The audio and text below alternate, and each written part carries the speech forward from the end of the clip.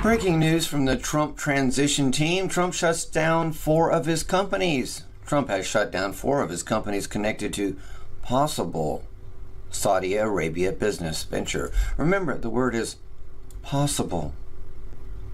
He's going to cut off any ties to the evil. Corporate registrations in Delaware show that President-elect Donald Trump shut down some of his companies in the days after the election, including 4 companies that appeared connected to a possible Saudi Arabia business venture. News of the move comes days before Trump was expected to describe changes he is making to his businesses to avoid potential conflicts of interest as the U.S. president. Majority of Americans say Donald Trump should keep his businesses. Bloomberg poll says Trump conflicts of interest. Donald Trump has said he plans to take himself completely out of business operations as part of becoming president. His adult children may be involved both in running the business and in serving as advisors to him as president. Do you think Donald Trump should sell all his businesses so that neither he nor his family could potentially profit from actions he takes as president, or does that go too far? Well, 69% of the people don't really care. It just goes too far. Don't need it. And only 26% say, no, it does, that you need to sell it. And 5% are not even sure. So let's hear from Fox News, delivering a pretty good news report, because Fox News is cleaning up themselves. After all, they're starting to get rid of Megyn Kelly. News comes on a very busy day for President-elect Donald Trump. Mr. Trump starting off his morning with a face-to-face meeting with House Speaker Paul Ryan at Trump Tower, followed by a Get Out the Vote event in Baton Rouge. And now Mr. Trump is headed to Grand Rapids, Michigan for the next stop on his thank you tour, kicking off in about a couple hours from now. One common theme in the President-elect's speeches, his plan to bring jobs back to America. He doubled down on his promise during his speech in Louisiana this afternoon. Take a listen.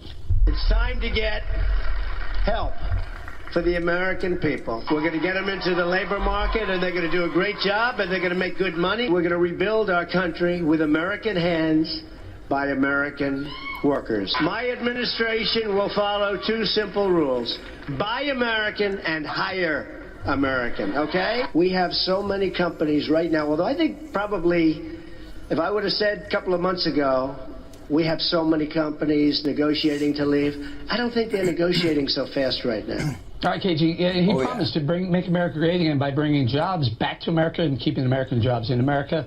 Seems to be keeping his promise. Yeah, I love it, and also a perfect location and venue to make this kind of speech, to connect with the people, the forgotten men and women, the working class people that wanted someone to hear them and put them back to work and put money in their pockets and food on their table and American cars made by American hands on the streets across this country. I think it's fantastic. This is why people joined his movement and carried him into the White House to try to get this done. And perfect timing as well, of course, with the lawsuit now being dropped for the recount here as well. So yeah, and also there's an election tomorrow. That last Senate seat's up for grabs tomorrow. Early this morning, Andy Putzer was named, or at least tapped, to run the Labor Department. Guy's got 75,000 people working for him. Seems to me a logical, wise choice to run labor. So no problem with the ladies in bikinis selling hamburgers? You have no problem with this? Wait, so you're talking about the Carl's Jr. commercials? Carl's yeah, Jr. I see a lot of the feminists. Is one of the restaurant franchises. They're not happy. But the real argument is that this is a guy who, at a time of populist anger about income inequality, is opposed to raising the minimum wage, also opposed to the idea that more Americans should be made eligible to receive overtime pay, and wants to do away with that Obama-era regulation. And let's remember that you can't raise the hourly rate, such as Obama regime is trying to do across America, especially in California, all the way to I think it's $20 an hour. Are you serious? Without jobs. He knows this, and so does Hillary, who was promoting this, pushing this. Makes it sound good to all of you, but you can't raise the minimum wage to a high rate when there is no jobs. Forcing fast food to turn into, fast food now for a little burger and a fry and a Coke is $7 plus tax. And it's just getting worse and worse. It's disgusting. When a hamburger only costs the company like 40 cents, 50 cents to make, and yet they want to charge you $7 for a Coke that costs them 5-10 cents to make, and fries that might be 25. So the total out is like $1.25, if that. Yet they're going to charge you $6 markup because they're paying $20, $15 an hour. Crazy. Yeah, Donald Trump's going to get rid of that minimum wage, mandatory garbage. Checking on that one. Please, go ahead. Andy Putzer supports President-elect Trump's minimum wage raises that are, quote, rational and do not destroy jobs or the businesses supporting them. Well, I think the difference is that he's a job creator, not a job killer, and that he realizes that changing the federal minimum wage is putting a mandate on employers that doesn't necessarily make sense. I mean, saying that he isn't in favor of labor is like saying that a general doesn't love his troops. I mean, he's a guy that goes out there and expands business, builds it bigger. He understands what makes it tick. He's highly dependent on labor. I think he loves the guys that work for him, and he's a great choice. He understands exactly how business works and how to expand it. Are you talking about Andy Puzder? The guy that said that if he had his way, he would automate his entire company because robots don't need health care, robots don't sue, robots don't do the slip and pay or whatever you call it. Slip They don't and need fall. slip and fall. You're the lawyer. I've tried it on you and it never works. Right. He employed 75,000 people, but on the whole, he would rather employ none. And by the way, I think it's a great choice. I think Puzzer's a smart... Now, here we go. You know, he's going to try and blend this Putzer or Prutzer with Donald Trump as if everything that any cabinet member that Donald Trump picks, Donald Trump's going to has approved of every single thing he's ever said or done in the past. Are you serious? You know, it cracks me up, the slanders, and again, this is an opinion. You're not doing very good. Guy. I think he's smart on minimum wage. I think he's smart on overtime, but he's also smart on the realities of automation. Who wants to automate? Yeah. I mean, who doesn't? Yeah, but that's like my point. automation So, is great. so you're kind of talking you're out gonna of have both no sides employees here. at all. No, I'm not. You have to have automation in a business. He Yeah. wants to keep the employees Smart. that he They're going has away, though. It's fast food. productive. It's Fast food. I mean, you can't stop time. I mean, That's my point. You can't. But what if you decided to punish time or punish progress with a But carrot? he's also the guy who is in favor of Donald Trump, President-elect Donald Trump's border policy as well. That's where good. there are a lot of illegal immigrants who are taking these fast food jobs that Americans could be taking. He promises to implement the agenda. I think that's a relatively new thing for Puzder. I think Puzder was definitely into cheap labor up until recently. So I would go back and look. Cheap labor. I mean, no, I think he was for open borders. Sure. He And was let me just say, for all of our That would be talk at illegal, this though. table, and I'm worried. Well, let me just say that every big boss is in for is for cheap labor. Come on, what is it with you? What is your point? About your job at the moment, Yes. given your position here, but I think let's ask labor. Let's ask the people who run the AFL-CIO. They say this man fights workers. This man is hell on workers. Juan, you call. Oh, you mean the AFL-CIO that stands up for sodomite rights? The ones that stand up for NAMBLA, North American men and for boys? Pedophilia? I don't think so. This man is wrong too. See, there's still plenty of nasty, disgusting remarks in Fox News. Labor, big picture labor, the 11 million people who are in unions, that's who you call labor. AFL-CIO, you How don't about think the they other have any interest in 130 work? million Americans who are working who aren't unionized, who are against everything union? That's right. Against everything I don't union. think that's true. I think what you're saying is true. Is there fewer and fewer Americans who are in unions 'Cause from they're the not private effective. sector. Yeah, 'cause they're Unions not today effective. are mostly It's public 11 million. sector. We have But that has 153 million workforce. because look, wages have been going down. People are struggling at Right. times for jobs, Labor even with an unions have done a unemployment rate terrible low. But what job. I'm telling you, Really, like labor jobs are the majority in America. It's the labor unions that have helped also. Yes, they've helped some of the jobs that people were persecuted in 70 years ago. But now they've become a mammoth giant that's, well, actually, they became a mammoth giant in the 60s and 70s. And then the Jimmy Hoffa era finally, started going down. Why? Because it was taking all the jobs away. Doing the same thing that the Obama regime is pushing minimum wage way up. Crazy. The same thing they do in their job sectors of the unions, forcing the employers to pay higher and higher and higher, until finally the company just says, "Forget it. We're not going to pay anymore. Well, we'll just fire everyone, and all you union workers are fired. Done. Over. Strike is here." That's what they do. is big labor is not stupid. But this is like the attack on Chuck Jones the other day by Trump. Big labor is stupid. They're pricing Yeah, themselves out of the market. they are. That's But exactly you know what the it thing is. Because they're greedy, and then when you're in a party pig like that.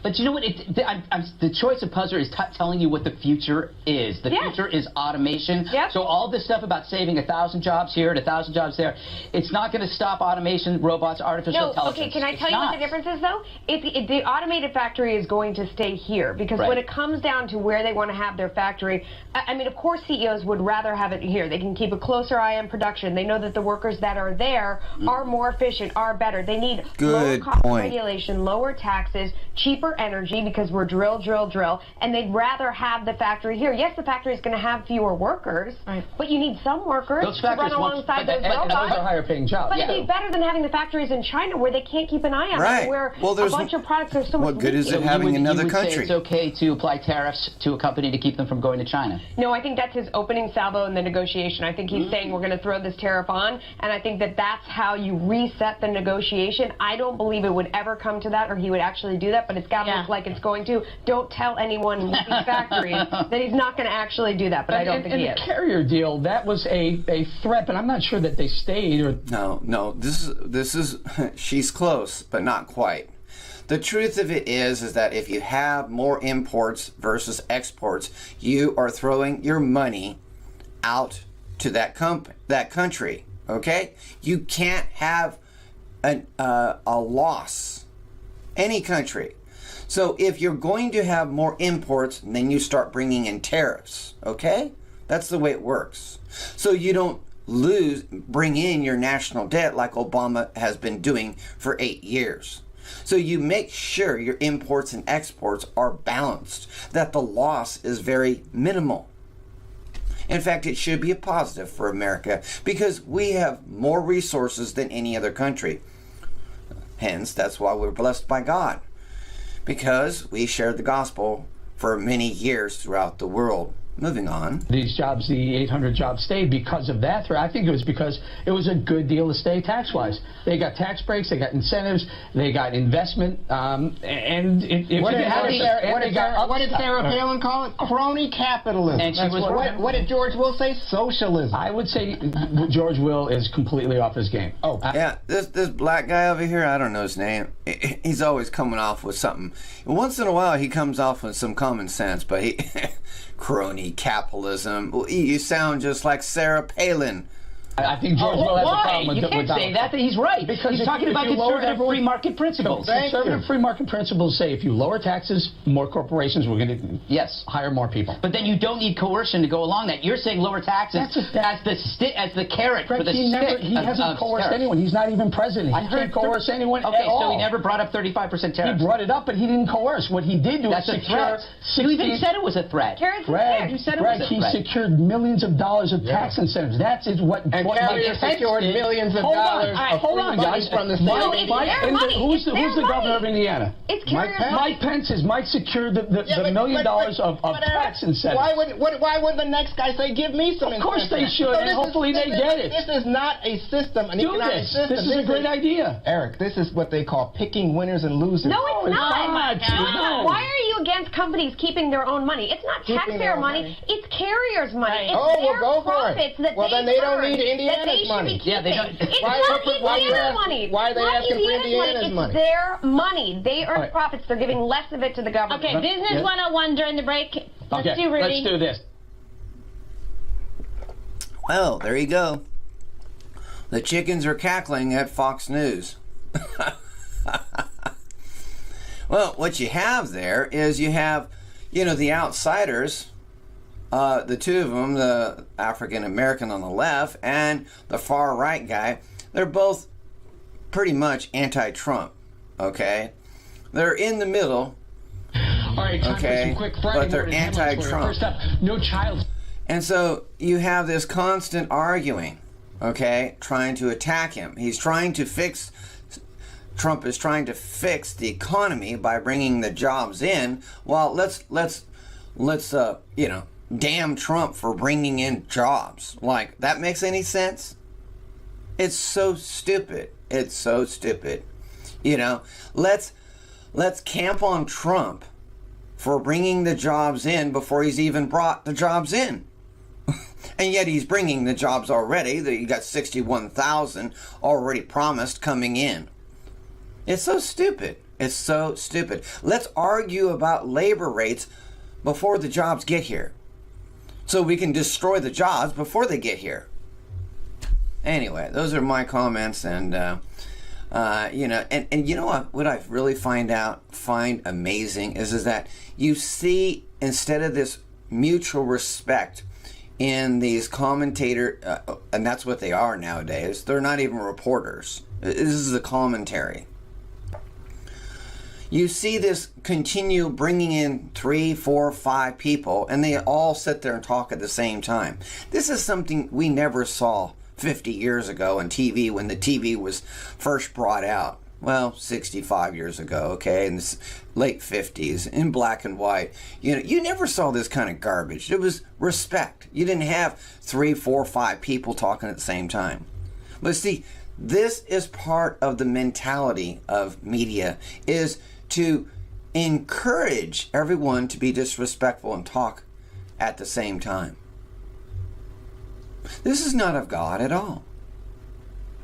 We are to have respect and wait for a person to talk.